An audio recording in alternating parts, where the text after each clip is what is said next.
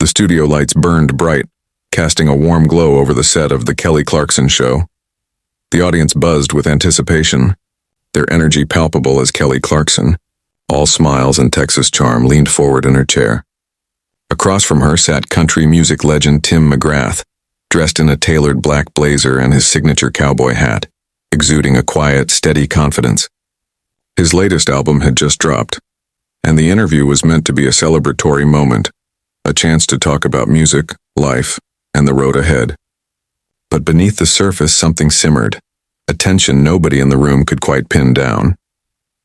Kelly, ever the natural conversationalist, kicked things off with her usual warmth. "Tim, it's so good to have you here," she said, her voice carrying the infectious enthusiasm that made her show a hit. "This new album, it's raw, it's real, it's got folks talking. What's the story behind it?"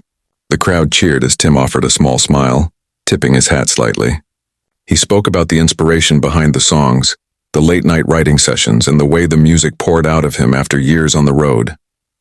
Yet his answers felt clipped, his tone measured, like he was holding something back. The audience didn't notice at first, caught up in Kelly's easy banter and her ability to make every guest feel like an old friend. She prodded gently, asking about his collaborations with younger artists and how he felt about the evolving country music scene. Tim's responses grew sharper, his words laced with an edge that made Kelly's smile falter for just a moment. "I'm not here to chase trends," he said, his voice low but firm. "I make music for people who get it, not for the ones scrolling their phones looking for the next viral hit." The audience laughed, thinking it was a playful jab, but Kelly's eyes narrowed slightly. She sensed something was off. Pivoting to keep the mood light, she said, "Okay, but you've got to admit some of these new artists are shaking things up, like that duet you did. It's blowing up online. Fans are eating it up." Tim shifted in his seat, his jaw tightening. "Yeah, well, fans eat up a lot of things," he replied, his tone carrying a bite that didn't match the room's energy. The crowd's laughter faded into an awkward murmur. Kelly, quick on her feet, tried to steer the conversation back to safer ground, asking about his tour plans, but Tim cut her off. "Look, Kelly, I'm not here to talk about what's trending on some app. I'm here to talk about the music. Can we do that?" The room went quiet, the kind of quiet that feels like a held breath. Kelly's smile didn't waver, but her eyes did. She nodded, leaning back in her chair. "All right, let's talk music then. Tell me about the heart of this album." But the air had shifted and everyone felt it. The silence in the studio hung heavy, the audience caught between anticipation and unease. Kelly, ever the professional, leaned forward, her voice steady but softer now, as if trying to coax Tim back into the rhythm of the interview. "All right, Tim, let's dive into the heart of this album," she said, her Texas drawl wrapping around the words like a lifeline. "You've said it's your most personal work yet. What makes it so special to you?" The question was open, inviting, meant to give Tim the floor to share something real. But his posture had stiffened, his hands gripping the armrests of his chair, knuckles pale against the dark fabric. Tim's eyes flicked to the audience, then back to Kelly, and for a moment it seemed like he might soften. "This album," he began, his voice low, almost gravelly, "it's about the things that matter. Family, struggle, the stuff that keeps you up at night, not the noise out there." He gestured vaguely toward the audience, or maybe the world beyond the studio walls. The crowd nodded, some clapping softly, but the energy was off, like they were waiting for a punchline that wasn't coming. Kelly seized the moment, trying to build on his words. "I hear that," she said, nodding. "Your songs have always had that soul, that connection to real life. Is there a track on this album that's especially close to you?" Tim's jaw worked like he was chewing on something bitter. "They're all close," he said flatly. "But I don't think people get it. They're too busy chasing clicks, chasing drama. They don't listen to the music. They just want a story to sell." The words landed like a challenge, and Kelly's brow furrowed slightly. She was used to handling tough guests, but this felt different, personal. "Well, we're listening now," she said, her voice firm but warm, trying to bridge the gap. "Tell us about one of those songs. Take us inside it." Tim leaned back, crossing his arms, and let out a short, humorless laugh. "You want me to spill my guts for the cameras? For the headlines? That's not how this works, Kelly." The audience shifted uncomfortably, whispers rippling through the crowd. Kelly's smile tightened, but she didn't back down. "I'm not asking for headlines, Tim," she said gently. "I'm asking for you. Your fans want to know what drives you." Kelly Clarkson's interview with country music star Tim McGraw began on a hopeful note, but quickly took a tense and unexpected turn. When Kelly asked what made his new album different, her question, though genuine, seemed to strike a nerve. Tim's eyes darkened as he replied bitterly, saying that fans no longer cared about music and they only wanted clips to share online. The atmosphere in the studio shifted instantly, the tension thick enough to feel. A producer gestured for Kelly to end the segment, but she pressed on, speaking softly and sincerely about how the industry had changed, urging Tim to open up and share his story. Tim leaned forward, his tone sharp and final. "Because some things aren't for sale, Kelly. Not everything's a performance." The audience fell silent, realizing this was no longer a typical interview. The lights seemed harsher, the room colder. Kelly, maintaining composure, acknowledged his frustration and tried to steer the conversation toward his music again, asking what message he hoped fans would take away. It was a lifeline, a chance to recover. But Tim wasn't ready to let go. He leaned back, his voice low and heavy with disillusionment. "I want people to stop turning everything into a circus. Music used to mean something, now it's just content. I'm tired of playing the game." His words resonated through the studio, raw and unfiltered. Kelly nodded sympathetically, countering that making real music in such an environment was fighting the system. But Tim only scoffed. "You think this is fighting it? Sitting here under these lights, smiling for the cameras? This is the game, Kelly, and you're good at it. Better than most." The remark hit like a slap. Gasps rippled through the audience as Kelly's expression froze. She met his gaze, her voice calm but firm. "That's not fair, Tim. I'm here because I love music, same as you. I'm not your enemy." The silence that followed was heavy and fragile. Then, without another word, Tim pushed back his chair, the sound echoing through the studio. "Maybe not," he said quietly, "but I'm done with this." He walked off stage, boots thudding against the floor, leaving Kelly alone beneath the bright lights. For a long moment, no one moved. The crew scrambled, the audience sat stunned, and Kelly remained perfectly still, her hands clasped, her expression composed but distant. Finally, she drew in a deep breath and turned to the crowd with a faint, practiced smile. "Well, folks," she said softly, "that was unexpected." A few uneasy laughs broke the silence. "This show's about real conversations," she continued. "Sometimes those moments get messy, and that's okay." Her voice wavered just slightly, but she held steady, proving once again why she was one of the most unshakable hosts on television, even when the spotlight turned uncomfortably real. The studio was in chaos the moment the cameras cut. The producer was on the phone, likely with Tim McGraw's team, trying to make sense of what had just exploded live on air.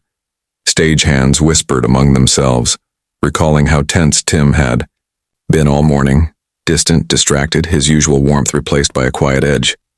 Something had clearly been brewing beneath the surface, but no one had predicted it would unravel like this. In the control room, the director replayed the footage, searching for the exact moment things went wrong, while social media was already ablaze with clips of the confrontation, hashtags multiplying by the second. Back on set, Kelly Clarkson kept her composure. "Let's take a quick break," she said with a strained but steady smile. "When we come back, we've got more to talk about, and I promise it's going to be good." The audience clapped uncertainly as the show cut to commercial. The instant the red light above the camera turned off, Kelly's shoulders slumped. She exhaled hard, pressing a hand to her forehead. Her assistant rushed over with a bottle of water, but Kelly waved it off, her eyes fixed on the empty space where Tim had been sitting minutes earlier. Backstage, Tim hadn't gone far. He stood in a dim corridor, hat pulled low, hands shoved deep into his pockets. His manager, clipboard in hand, was already in damage control mode. "Tim, we need to get ahead of this," he urged. "People are going to talk. We can spin it, say you weren't feeling well." Tim didn't respond, his gaze fixed on the floor, jaw clenched tight. "You walk off like that, it's a story," his manager pressed. "You know how this works." Tim finally looked up, his eyes hard. "Let it be a story," he said quietly. I'm not apologizing for saying what I feel." Before the manager could reply, a stagehand approached cautiously. "Mr. McGraw, Kelly's team is asking if you'll come back out. They'll rework the segment, keep it about the music." Something flickered in Tim's eyes. Regret, maybe. But it vanished as quickly as it came. He shook his head slowly. "I'm done here," he said, turning toward the exit. His boots echoed down the hallway, the sound final and heavy, leaving no room for negotiation. As the break ended, the audience returned to their seats, the air buzzing with curiosity and tension. Kelly walked back to center stage, every inch the professional, though her eyes held a flicker of steel. She'd had mere moments to regroup, but she wasn't one to shy away from authenticity. "All right, y'all," she began, her voice calm but grounded. "We had a bit of a curveball just now, didn't we?" A few nervous laughs broke the tension. Kelly smiled, not her usual bright grin, but a softer, more human one. "Tim's got a lot on his mind, and sometimes that's how it goes. This show's about honesty, about showing up as you are, so let's keep that going." She sat down, crossing her legs and leaning in as she spoke to the audience about the emotional weight of making music, about putting your heart into something real in an industry obsessed with perfection. Her tone was raw, thoughtful, her words echoing the very frustration Tim had voiced but turning it into something meaningful. "You put your heart out there," she said, her voice trembling slightly. "And sometimes it gets messy. Sometimes it's not what people expect. But that's what makes it worth doing." The crowd erupted into applause, genuine, grateful. Kelly had turned an on-air disaster into something powerful and human. Backstage, the scene was less hopeful. Tim's manager paced the green room, fielding calls from reporters and PR reps already circling the story. Online, clips from the altercation were spreading like wildfire, dissected frame by frame with sensational headlines about the clash on Clarkson. The manager muttered curses under his breath, furious at Tim's refusal to control the damage. Meanwhile, outside, Tim sat in his black SUV, engine idling. The cool air hit his face as he leaned back against the seat, staring at the steering wheel. He wasn't sure if he felt anger, guilt, or something in between. It wasn't that he regretted what he'd said. He believed every word. But he hated how it had played out, how Kelly had taken the brunt of his frustration. She hadn't deserved that. The pressure, the constant need to perform, the endless cycle of interviews and expectations, it had all built up until it broke. As he drove off, the city lights blurred in his rearview mirror. Inside the studio, Kelly smiled for the camera, wrapping up the next segment with practiced grace, but her eyes betrayed her fatigue. When she glanced toward the producer, he gave her a small nod of respect. She'd salvaged the show, turned chaos into connection. Still, as the applause faded, she couldn't shake the image of that empty chair or the echo of Tim's words. Both knew in their own way that something had shifted, and neither could undo what had been said under those bright, unforgiving lights. The city lights blurred against the windshield, a reflection of the storm raging inside him. Tim hadn't turned on the radio or checked his phone, which still buzzed relentlessly with notifications he had no intention of reading. The weight of the day pressed heavily on him, not just the walk-off, but everything it symbolized. Years of navigating an industry that demanded more than he was willing to give. His thoughts drifted to Kelly Clarkson, her expression frozen in that final moment after his sharp words. A pang of guilt stirred somewhere deep, but he didn't turn back. Not yet.